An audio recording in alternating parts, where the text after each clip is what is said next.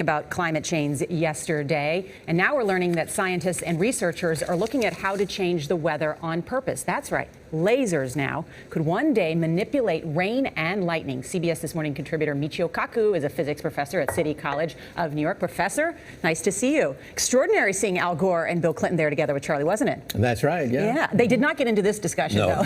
But it is fascinating. I mean, lasers, really, to change the weather? That's right. Well, as Mark Twain once famously said, everyone complains about the weather, but no one ever does anything about it. Well, instead of doing a rain dance, we physicists are firing trillion-watt lasers into the sky to actually precipitate rain clouds and actually bring down lightning bolts. This is potentially a game changer. But this is experimental. It's experimental. However, in the laboratory so far it works.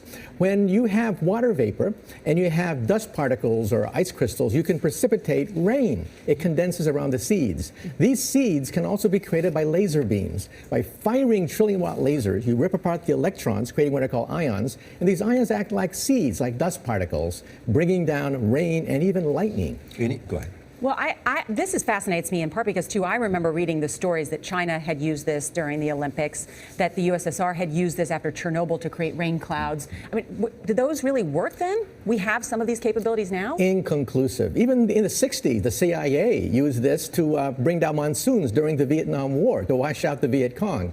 Governments have been playing with this thing. Alleged to. Alleged to, right. Yeah. Now, we realize that for decades now, these governments have been alleged to have experimented with weather control, but nothing conclusive. This time we're bringing in the laws of physics rather than simply waving our hands and uttering mumbo jumbo. We're actually using trillion-watt lasers now. And in the laboratory, sure enough, they precipitate rain out of water vapor. Sure enough, you can actually bring down electricity down the beam. So what does it mean for drought areas that need to have rain for crops, and if they don't have them, there's the consequences of famine? Well, the bad news is if it's a clear blue sky, it's not going to do anything at all because it only takes water vapor that's already in the air and condenses it.